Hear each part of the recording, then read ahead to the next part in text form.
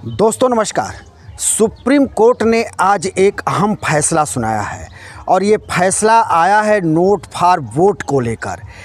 Supreme court टिप्पणी करते हुए कहा कि सदन के अंदर विधायिका में ये जो दोष आया है, इस दोष को दूर करने के लिए ये कड़े कदम उठाने ज़रूरी हैं और विधायिका के कोई भी सदस्य, सांसद हो या विधायक हो, अगर वो सदन के अंदर नोट लेकर प्रश्न पूछता है या फिर दूसरे किसी पार्टी को या सत्ता दल को वोट देता है तो ये अपराध की श्रेणी में आता है और ऐसे विधायिका के जो सदस्य होंगे, चाहे सांसद विधायक होंगे, उनके खिलाफ केस चलाया जाएगा। ये सुप्रीम कोर्ट का अहम फैसला माना जा रहा है क्योंकि 1993 में नरसिम्हा राव की सरकार ने ये कानून लेकर के आई थी जिसमें कि नोट फॉर वोट के बदले भी किसी तरह का विधायिका के सदस्यों के ऊपर मामले नहीं बनते थे, केस नहीं चला जा सकते थे। लेकिन अब सुप्रीम कोर्ट की 7 जजों की बड़ी बेंच ने इस पर फैसला सुनाया है और ये फैसला ये सुनाया है कि ये जो है सीजेआई ने इस पर टिप्पणी करते हुए कहा कि अनुच्छेद 105 के तहत अगर कोई विधायक की संस्था का सदस्य, चाहे वो विधायक हो या सांसद हो, नोट फॉर वोट दे रहा है या प्रश्न पूछ रहा है पैसे लेकर के, तो ये अपराध के श्रेणी में आएगा। ये समाज में एक गलत संदेश देने वाला मामला माना जाएगा और संबंधित विधायक या सांसद के खिलाफ केस दायर किया जाएगा, उसके ऊपर मुकदमा चलाया जाएगा। ये मामला है सदन में नोट के बदले वोट या भाषण देने का, जिसके तहत कि ये बात आज कही गई है देश की सर्वोच्च अदालत सुप्रीम कोर्ट की तरफ से। ये याद करने वाली बात है कि 1998 में नरसिम्हा राव की सरकार ने ये मामला लाया था जिसमें कि किसी भी विधायक या सांसद पर केस नहीं चलाया जा रहा था। लेकिन अब सुप्रीम कोर्ट ने इस मामले को पलट दिया है और सुप्रीम कोर्ट ने कहा है कि ये अनुच्छेद 105 का सीधा उल्लंघन है। अनुच्छेद 105 किसी को रिश्वतखोरी करने की छूट नहीं देता है, तो ऐसे में विधायक या सांसद भी इसी घेरे में आएंगे। वो भी रिश्वत लेकर न प्रश्न पूछ सकते हैं और न ही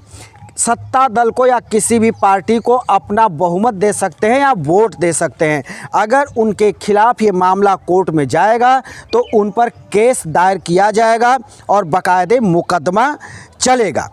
इसी के तहत संविधान की जो ये सर्वोच्च न्यायालय की जो पीठ है, उसने कहा कि संविधान के अनुच्छेद 105(2) और 194 के विपरीत ये मामला पाया गया है और अब इसको जो है खारिज किया जाता है। इसको अस्तित्व में रखने की कोई ज़रूरत नहीं है। ये मामला है नरसिम्हा राव की सरकार के समय का। नरसिम्हा राव की सरकार जब अल्पमत में आ गई थी तो झामुमो के कुछ सांसदों के ऊपर ये आरोप लगा था कि ये सांसद रिश्वत लेकर नरसिम्हा राव की सरकार को बचा ले गए और नरसिम्हा राव को इन्होंने वोट किया, जिसके चलते कि कांग्रेस की उस वक्त सरकार थी नरसिम्हा राव की और नरसिम्हा राव की सरकार बच गई थी। इसी को सुप्रीम कोर्ट ने पलट दिया है। इसके बाद एक मामला और आया था, वो भी जो है झारखंड से ही आया था। वहाँ पर एक सांसद के ऊपर ये आरोप, एक विधायक के ऊपर एक आरोप लगा था और वो विधायक थी झामुमो की सीता सोरेन और सीता सोरेन पर भी आरोप लगा था कि इन्होंने पैसे लेकर के क्रॉस वोटिंग की और दूसरे दल के राज्यसभा सांसद को इन्होंने मतदान किया था। तो ये सारे मामलों पर सुप्रीम कोर्ट सुनवाई कर रही थी और सुप्रीम कोर्ट सुनवाई करते हुए जब पहले 5 जजों की बेंच इस मामले को देख रही थी, लेकिन इसके बाद सर्वोच्च न्यायालय के न्यायाधीश DY चंद्रचूड़ ने ये निर्णय लिया कि 5 जजों के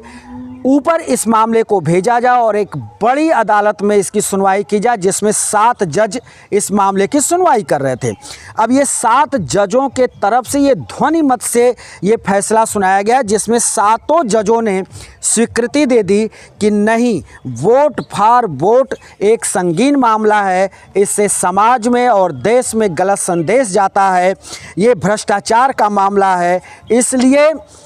ये निर्णय लिया जाता है कि ऐसे मामलों में विधायिका के किसी भी सदस्य को छूट नहीं दी जाएगी, उनके ऊपर मामला बनेगा, उनके ऊपर आपराधिक केस दायर किए जाएंगे।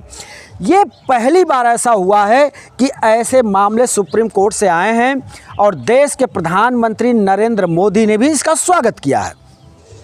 क्योंकि एक कांग्रेस के सरकार में ये जो है संविधान बनाया गया था, मतलब इस तरह का प्रावधान लाया गया था कि विधायिका के किसी सदस्य के ऊपर मामला नहीं चलेगा, कोर्ट में उनके खिलाफ केस नहीं चलेगा नोट फॉर वोट के। लेकिन अब ये सुप्रीम कोर्ट ने पलट दिया, तो ऐसे में देश के प्रधानमंत्री नरेंद्र मोदी ने भी एक ट्वीट किया और ट्वीट करके सुप्रीम कोर्ट के इस फैसले का उन्होंने स्वागत किया और कहा कि ये बहुत ही स्वागत योग्य फैसला है, इससे शुचिता आएगी, ये प्रधानमंत्री का कहना है। वैसे तो सभी राजनीतिक दलों ने इस पर सहमति जताई है। हम फिर किसी दूसरे वीडियो को लेकर हाजिर होंगे, तब तक के लिए शिवमूर्ति दुबे को दीजिए इजाज़त।